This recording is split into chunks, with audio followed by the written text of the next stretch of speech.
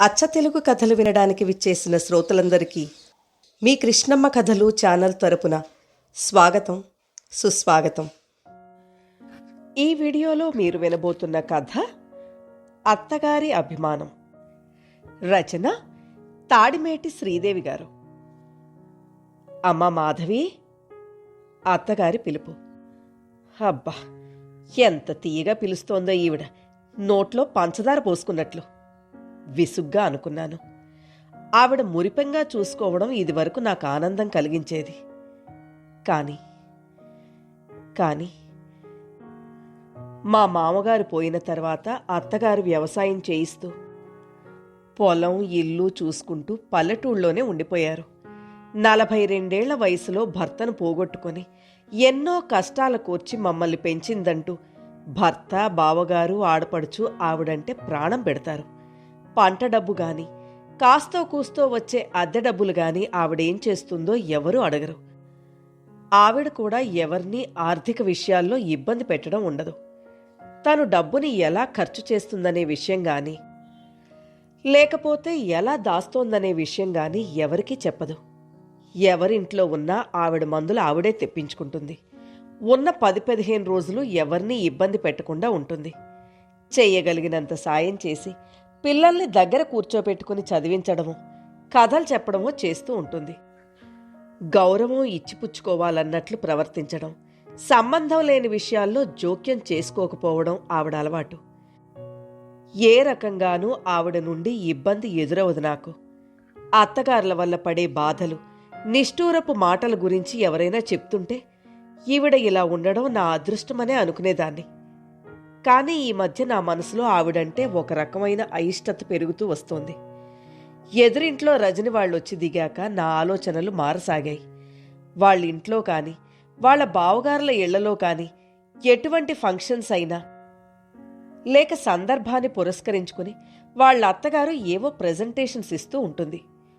ఒక్కోసారి పట్టుచీరలను, వెండి గిన్నెలను, మరోసారి ఖరీదైన ఫర్నిచర్, ఇలా ఏదో ఒకటి ఆవిడ ఇవ్వడం, రజని మా అత్తగారు ఇచ్చారు అంటూ ప్రదర్శించడం మామూలైపోయింది. అవన్నీ చూస్తూ ఉంటే నాలో ఈర్ష్య బయలుదేరేది. నేనేనా ఇలా ఆలోచిస్తున్నాను? ఆడవాళ్లకి ఆర్థిక స్వాతంత్ర్యం ఉండాలని విశ్వసించే నేను, మా అత్తగారు తనంతట తాను డబ్బు మేనేజ్ చేస్తుంటే ఇలా ఆలోచించడం తప్పు కదూ అంటూ ఆత్మవిమర్శ చేసుకుంటూ ఉండేదాన్ని. కానీ నా ఆశ అంతరాత్మ నోరు నొక్కేస్తోంది.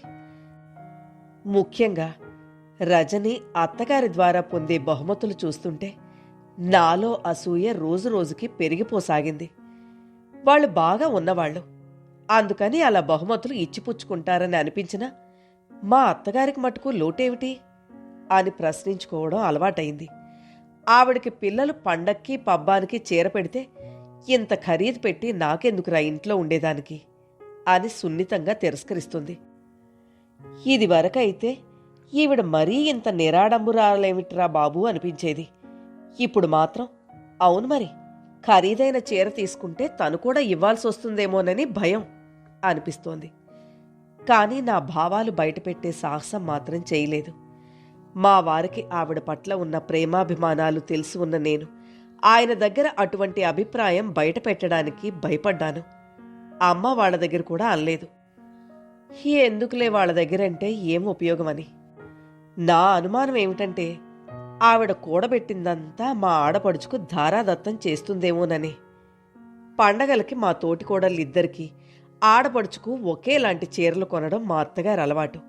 ఇదివరలో అలా ఒకే డిజైన్ వేరువేరు రంగుల చీరలు కట్టుకోవడం సరదాగా అనిపించేది.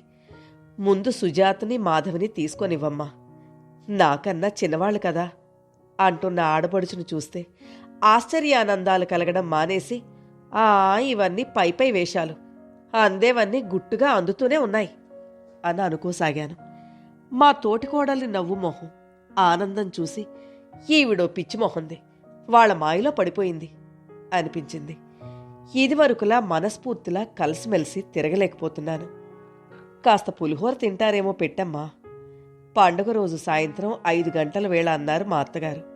మా వారిని పిలుద్దామని వస్తూ ఆడపడుచు నోట్లోంచి నా పేరు వినబడేసరికి టక్కున తలుపు వెనక తెలియకుండా నుంచున్నాను. బాగానే ఉంటోందక్క. పనులవి బాగానే చేసుకుంటోంది. మా వారి గొంతులో ఆశ్చర్యం తొంగి చూస్తోంది. ఏం బాగురా, నా మొహం బాగు. ఓ నవ్వు తుళ్ళు లేదు. అమ్మ కూడా బాధపడుతోంది. మా ఆడపడుచు అంటోంది. నా గురించి ఏమైనా చెప్తోందా ఈవిడ? అనుమానం బుసకొట్టింది. ఒళ్ళంతా చెవులు చేసుకుని వినసాగాను.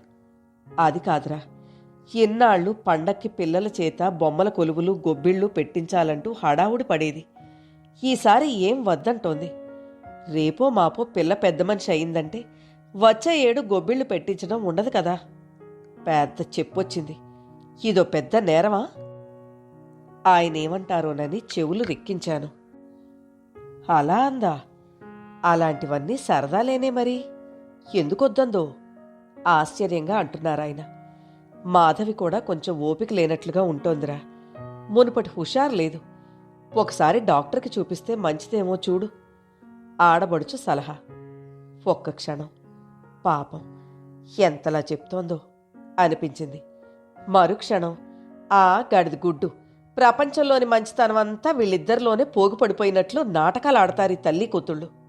విసుగ్గా అనుకున్నాను. ఏం చేస్తున్నారు? పులిహోర తింటారా అంటున్నారు అత్తయ్య గారు. అప్పుడే వచ్చినట్లుగా లోపలికి అడుగుపెట్టాను. అమ్మో, టైగర్ ఫుడ్డే. మధ్యాహ్నం తెగ తినిపించేసిందమ్మా. కాసేపు అలా తిరిగొస్తే గాని రాత్రి దానికి న్యాయం చేయలేం అంటూ షర్టు వేసుకుంటూనే బయటకు నడిచారు ఆయన బావగారిని అన్నగారిని పిలుచుకుపోవడానికి. పండగ 3 రోజులు ఆయన పిల్లలు అందరితోటి హాయిగా కాలక్షేపం చేశారు. నేను మాత్రం ముభావంగా ఉండిపోయాను. అమ్మా! మధ్యాహ్నం 12 గంటల వేళ దివ్య పిలుపు. భోజనం చేసి అప్పుడే నడుం వాల్చి పేపర్ తిరిగేస్తున్న నేను దాని గొంతు విని ఉలిక్కిపడి లేచాను. ఈ టైంలో స్కూల్ నుంచి వచ్చేసిందేమిటా అని. ఆ వయసు ఆడపిల్లల తల్లులందరూ ఉత్కంఠగాను కొంచెం భయంగానూ ఎదురు చూసే సమయం రానే వచ్చింది. కాసేపు ఏం చెయ్యాలో తోచలేదు. ఉండు, ఇలా స్టూల్ మీద కూర్చో, ఏమీ ముట్టుకోకు అంటూ ప్రక్కింటి వర్ధనమ్మగారింటికి పరిగెత్తాను. ఆవిడ వెంటనే చేతిలో పని వదిలేసొచ్చారు. దివ్య కంగారుగాను అయోమయంగానూ చూస్తోంది. ఏం పర్వాలేదు, చిన్న ఫంక్షన్ అంతే ధైర్యం చెప్పాను. దాని స్నేహితురాళ్ళు 2-3 ఈ స్థితిలో చూసిన అనుభవం గుర్తుకొచ్చినట్లుంది. కొద్దిగా నవ్వొచ్చింది దాని మొహం మీదకి. వెంటనే ఆయన ఆఫీస్కి ఫోన్ చేసి విషయం చెప్పాను. ఆయన నాకంటే ఎక్కువ కంగారు పడ్డారు. ఇప్పుడేం చేయాలి అంటూ.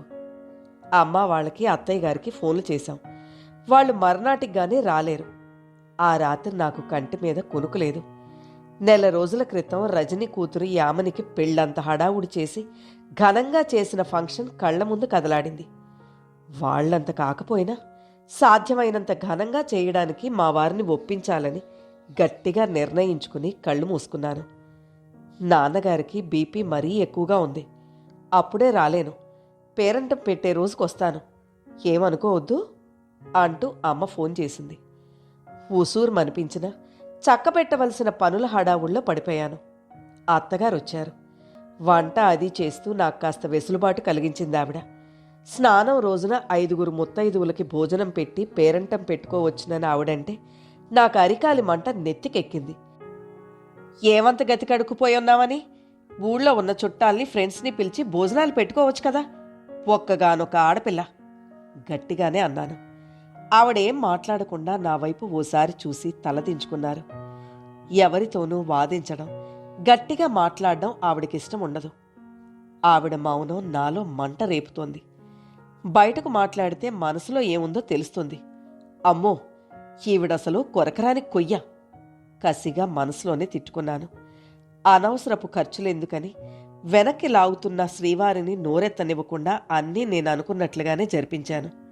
అమ్మ వచ్చేటప్పుడు పట్టు పరికణీ సెట్తో పాటు అరకాసు ఉంగరం తెచ్చి పెట్టింది. అత్తగారు 500 పిల్ల చేతిలో పెట్టి దీవించారు. ఏమిటో ఈవిడిలాంటి ఫంక్షన్స్కి కూడా పుట్టినరోజుకి ఇచ్చినట్లు ఇస్తుందేమిటి?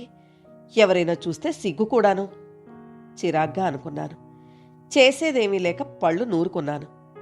రజనికి చూపించేటప్పుడు అమ్మ వాళ్ళు పెట్టినవి చూపించి మా అత్తగారు డబ్బిచ్చారు. యూనిఫారంల మీద మంచి బట్టలు అనవసరం అని అన్నాను. ఆ డబ్బుతో ఏదైనా నగ చేయించేస్తేనే నయం మాధవి. ఈ మధ్య బ్యాంకు వడ్డీలు తగ్గిపోయాయి కదా. అంటున్న రజని మాటలు విననట్లుగానే ఏదో పని కల్పించుకుని పక్క గదిలోకి వెళ్ళాను. తమ్ముడి అత్తగారు పోయి సంవత్సరం అవుతోంది. మరదలకి 9వ నెల వచ్చింది. వాళ్ళ అన్నా వదిన పుట్టింటికి పంపమంటున్నారు కానీ వాడికిష్టం లేదు. అమ్మను వచ్చి ఉండమని గొడవ. అమ్మ వాళ్లతో ఢిల్లీ ప్రయాణం అయింది. పిల్లనో పిల్లవాడినో తల్లి ఒడిలో పడేసి కాస్త బాలింత పత్యం చూసి వస్తానంటూ కోతల రోజులు కావడంతో అత్తగారు కూడా 2 రోజుల్లో ప్రయాణం పెట్టుకున్నారు. మర్నాడు నాకు ఒళ్ళెరగని జ్వరం. కళ్ళు తెరవడానికి వీల్లేకుండా భగభగ మండుతున్నాయి. తల మీద సుత్తులతో బాధేస్తున్నట్లు విపరీతమైన తలనొప్పి. ఒళ్ళంతా చితకబొడిచినట్లుగా ఉంది. ఏం మాధవి, ఇంకా పడుకున్నావేంటి? ఒంట్లో బాగాలేదా అని అడుగుతూ చెయ్యి వేసిన ఆయన షాక్ తగిలినట్టు వెనక్కి లాక్కున్నారు. అమ్మో, సడన్గా ఇంత జ్వరం వచ్చిందేమిటి? అత్తగారిని పిలిచినట్టున్నారు. ఆవిడ నెమ్మదిగా పొంగు చూపినట్లుందిరా అనడం వినబడింది. తర్వాత ఇంక స్పృహలో లేను. మర్నాడు కొంచెం మెలకు వచ్చింది. ఆయనేవో హోమియో మందులు తెచ్చి వేస్తున్నారు. అత్తయ్య గారు వేపమండలతో విసరడం, సాంబ్రాణి ధూపం వేయడం సమస్తం ఎంతో ఓపిగ్గా చేస్తున్నారు. తల్లి చేత కూడా చేయించుకోవడానికి సిగ్గుపడే ఎన్నో సపర్యలు సొంత కూతురి కన్నా ఎక్కువగా చేస్తుంటే నా కళ్ళ వెంట నీళ్లు తిరిగేవి. కొంచెం ఓపికొచ్చిన తర్వాత, మీరు ఊరు వెళ్ళడం అవలేదు పాపం, మంచి కోతల టైంలో నెమ్మదిగా అన్నాను. మరేం పర్వాలేదులే, మన ప్రక్కింటి రామనాథం గారికి ఆ అబ్బాయి చేత ఫోన్ చేయించాను. ఆయన చూసి వెళ్తాడు. నువ్వేం ఆలోచించుకో, కాసేపు పడుకో. ఆకలేస్తోందా? ఏమన్నా తాగుతావా అడిగారు. కాసేపు అయ్యాక తాగుతానని చెప్పి కళ్ళు మూసుకున్నాను. నా కళ్ల ముందు 4 నెలల క్రితం జరిగిన సంఘటన కదలాడింది. రజని వాళ్ళ ఆయన క్యాంప్కి వెళ్ళినప్పుడు తను మెట్టు మీద జారిపడి నడుం విరిగినంత పనయింది. విపరీతమైన నొప్పితో గిలగిల్లాడిపోయింది. అంతకు 10 రోజుల క్రితం నుంచి ఇంట్లోనే ఉన్న వాళ్ళ అత్తగారు ఆడపడుచు మనవడి బారసాలకు వెళ్లాలంటూ జెండా ఎత్తేసింది.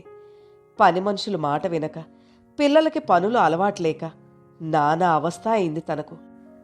వాళ్ళ ఆయన వచ్చే వరకు నేనే సాయం చేశాను. వాళ్ళ అమ్మగారికి కబురు చేద్దామంటే ఆవిడ రజని అన్నగారి దగ్గర స్టేట్స్లో ఉన్నారు. 2 రోజులు సొంత మనవలకి వండి పెట్టుకోవడానికి ఈవిడికింత బాధేమిటి అనిపించిందప్పుడు. కానీ ఆవిడ కోడలకిచ్చే బహుమతులు నా కళ్ళు కప్పేశాయి. ఆవిడకి మా అత్తగారికి ఎంత తేడా అనుకోకుండా ఉండలేకపోయాను.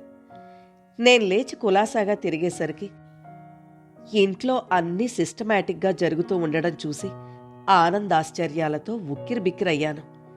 మా పిల్లలిద్దరినీ గారాబంగా చూసుకోవడం తప్ప పనులు చెప్పేదాన్ని కాదు నేను.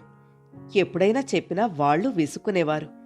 ఇప్పుడు మా అమ్మాయి చక్కగా వాళ్ళ బామ్మగారికి కావలసినవన్నీ అందిస్తూ వాళ్ళ నాన్నకి, తనకు, తమ్ముడికి క్యారియర్లు సర్దడం నేర్చుకుంది. బాబు వాటర్ బాటిల్స్లో నీళ్లు పోసి ఎవరి బ్యాగుల్లో వారివి పెట్టడం, చక్కగా బుక్స్ సర్దుకోవడం, బూట్ పాలిష్ చేసుకోవడం లాంటివన్నీ చేసుకుంటున్నాడు. ఈయన కూడా మడత పెట్టిన బట్టల్ని బీరువాలో సర్దుకోవడం, ఫ్రిడ్జ్లో కూరల్ని నీట్గా సర్దడం, ఏం కావాలమ్మా అని అడిగి సరుకులు తెచ్చిపెట్టడం చేస్తున్నారు. ఆయనకి మొదటి నుంచి ఎక్కడి వస్తువులు అక్కడ పెట్టడం అలవాటు. పిల్లలు అలా చేయకపోతే కోప్పడేవారు. ఇప్పుడు మిగిలిన పనులు కూడా అందుకుంటున్నారు. ఇదంతా మా అత్తగారు వారం 10 రోజుల్లో ఎవరి మీద కేకలు వేయకుండా, విసుగు చెందకుండా చక్కగా సాధించారు. అవన్నీ మనస్ఫూర్తిగా మెచ్చుకున్నాను. అమ్మయ్యా, నీకు నచ్చిందన్నమాట ఈ పాతకాలపు దాని పని అంటూ నవ్వేశారు. మీరిప్పుడు చేసిన సాయమే కాకుండా నేనెప్పటికీ సుఖపడేలా వీళ్ళకి పనులన్నీ నేర్పారు. చాలా సంతోషంగా ఉంది అన్నాను. మర్నాడు బావగారి దగ్గర నుండి ఫోన్. వాళ్ల కొలీ కూతురు పెళ్ళిట. ఎలాగూ వస్తున్నాను కదా, సుజాతను కూడా తీసుకువస్తున్నాను, మాధవిని చూసి వెళదామనుకుంటున్నాను అంటూ. ఎంతలా చిక్కిపోయావు మాధవి, ఇప్పుడెలా ఉంది అంది మా తోటి కోడలు నా చెయ్యి ఆప్యాయంగా పట్టుకుంటూ. ఇప్పుడు చాలా వరకు నయమక్క. అత్తయ్య గారు లేకపోతే నేనేమైపోయేదాన్నో అన్నాను ఆవిడ వైపు కృతజ్ఞతగా చూస్తూ. ఎప్పుడు చూసినా అదే మాట సుజాత, ఒకరికొస్తే మరొకరు చేసుకోవడం పెద్ద గొప్ప విషయమా అన్నారు ఆవిడ. ఆవిడలా తీసేసినా అదెంత గొప్ప విషయమో నాకు అనుభవపూర్వకంగా తెలిసింది. రాత్రి 10 అయినట్లుంది. నీరసం మీద మాగన్నుగా నిద్రపట్టిన నాకు అప్పుడే మెలకు వచ్చింది. జ్వరం పడి లేచావు. పెందరాళ్ళే తింటే అరుగుతుంది, లేకపోతే కష్టం అంటూ మా అత్తగారు నాకు 6:30కే భోజనం పెట్టేస్తున్నారు. పిల్లల మాటలేవీ వినపడ్డం లేదు. నిద్రపోతున్నట్లున్నారు. పెద్దవాళ్లందరూ అప్పుడే భోజనం చేసి హాల్లోకొచ్చి మాట్లాడుకుంటున్నారు.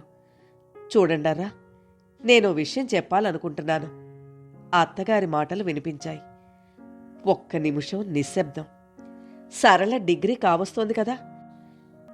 రవి ఇంటర్ చదువైపోతోంది మరో 2 నెలల్లో. దివ్యకి వచ్చే ఏటికి హైస్కూల్ చదువైపోతుంది. సునీల్ ఇంకా చిన్నవాడనుకోండి. సరళకి పెళ్ళో పై చదువో చూడాలి. రవిని మంచి చదువులో ప్రవేశపెట్టాలి. దివ్యకి మళ్లీ సంవత్సరం మంచి కాలేజీలో చేర్పించే సంగతి ఆలోచించాలి. అవునా? నాకు ఆశ్చర్యం వేసింది. మావారు, బావగారు, తోటికోడలు కూడా అదే స్థితిలో ఉన్నట్టున్నారు. ఎవరి మాట వినబడలేదు. ఆవిడ కొనసాగించారు. ఇన్నాళ్ళు పంట డబ్బు, అద్దెలు నేనేం చేస్తున్నానో మీరెవరూ అడగలేదు. నా మీద నా పిల్లలకున్న నమ్మకానికి ఎంతో సంతోషంగా ఉంది. కానీ ఇప్పుడు చెప్పాల్సిన సమయం వచ్చింది. తిండి గింజలకి సరిపడా ఉంచి మిగిలిన పంట డబ్బులన్నీ రామనాథం మామయ్య గారి చేత బ్యాంకులో జమ చేయిస్తూ వచ్చాను. అలాగే అద్దె డబ్బులును. మొత్తం 4 లక్షల పైనే ఉండొచ్చు. మీరు ఆ డబ్బుని పిల్లల విషయంలో ఖర్చు పెట్టుకోవచ్చును. మళ్ళీ ఇలాగే జమ చేస్తూ ఉంటే దివ్య పెళ్లికి, సునీల్ పై చదువులకి పనికొస్తుంది. మీ సంపాదనలు మీకున్నాయి. మీ పిల్లల సంగతి మీరు చూసుకోలేరని కాదు, కానీ ఈ పిత్రార్జితం మీకు వేణీళ్లకు చన్నీళ్ల సాయం అవుతుందని. నేనున్నా లేకపోయినా మీరిలా చేసుకుంటే మంచిదని నాకు తోస్తోంది. అదేంటమ్మా? మావారు, బావగారు ఒక్కసారే అన్నారు. అలాంటి మాటలు అనకండి అత్తయ్య గారు. మా తోటి కోడలు ఆప్యాయంగా అంటోంది. నాకు దుఃఖం గొంతులో ఉండలా అడ్డుపడుతోంది. ఎంతగా అపార్థం చేసుకున్నానావణ్ణు. పుడకలు చేర్చి గూడు కట్టిన పక్షిలా పిల్లల కోసం ఎంతలా కూడబెట్టింది ఈవిడ. నేనెక్కడికి పోతానమ్మా మునిమనవల్ని ఎత్తకుండా. మాట వరుసకు అంటున్నా అంతే. అందర్నీ చూసి అనవసరపు ఆడంబరాలకు పోతారేమోనని ఇన్ని రోజులు నేను కట్టడి చేసినట్లు చేశానంతే. డబ్బెక్కువ ఆడుతుంటే పిల్లల్లో కష్టపడే లక్షణం కరువైపోతుందనేవారు మా నాన్నగారు. నేనది అక్షరాలా నిజమని నమ్ముతున్నాను. ఏ లోటు లేకుండా ఉందాం, కానీ అనవసరపు ఖర్చులేవీ వద్దు. మరో ముఖ్య విషయం, అక్కయ్యకు 1/2 ఎకరం పొలం ఇద్దామనేవారు మీ నాన్నగారు. అందుకని ఆ 1/2 ఎకరం పొలం మీద వచ్చిన మిగతాది విడిగా ఉంచి దాని పిల్లకి నగలు చేయించడానికి అట్టె పెడుతున్నాను. అక్కయ్యకి ఎప్పుడు డబ్బు అవసరం అనుకుంటే అప్పుడు మనం ఆ 1/2 ఎకరం ఇచ్చేయాలి. ఆడపిల్ల ఏడాదికి ఓ మాటో 2 మాటలో గుమ్మంలోకి వచ్చినప్పుడు చీర, జాకెట్ గుడ్డా పెట్టి కాస్త పసుపు కుంకం చేతిలో పెట్టడం మర్చిపోకండి. మజ్జిగలో ఎంత వెన్న తీసినా కొంచెం మిగిలినట్లు ఆడవాళ్లకి పుట్టింటి మీద ఆశ పోదంటారు. అదేంటమ్మా అలా అంటావు? అక్కయ్య కన్నానా మాకు? నాకు తెలుసురా. మీ పిల్లలందరూ ఎప్పుడు ఎంత వయసొచ్చినా పెదనాన్న, పెద్దమ్మ, అత్తయ్య, బాబయ్య, పిన్ని అనే బంధాలు మర్చిపోకుండా ఉండాలని నా కోరిక. కనీసం ఏడాదికి ఒకసారైనా కలుసుకొని కష్టసుఖాలు కలబోసుకోవాలి. నేనున్నా లేకపోయినా ఈ ప్రేమాభిమానాలు కలకాలం ఇలాగే ఉండాలని చెప్తున్నా అన్నారావిడ. అదిగో మళ్ళీ అదే మాట. అలా మాట్లాడకండి అత్తయ్య గారు. ఈసారి మా తోటికోడలు కొంచెం గట్టిగా అంది. సరే ఇంక లేవండి, పొద్దుపోయింది అంటూ లేచి, మాధవికి తాగడానికి కాస్తేమైనా ఇయ్యమ్మ సుజాత, పెందరాళే భోజనం చేసింది కదా, నీరసం వస్తుందేమో అంటున్నారు మా అత్తగారు. ఆవిడ అభిమానానికి నా కళ్ళు నీటి చలమలయ్యాయి. ఈ కథ ఆంధ్రభూమి సచిత్ర మాసపత్రికలో 2005 ఆగస్టు నెల సంచికలో ప్రచురింపబడింది. కథ నచ్చితే లైక్ చేయండి. మీరు లైక్ చేయడం వల్ల మరింత మందికి ఈ కథలు చేరతాయి.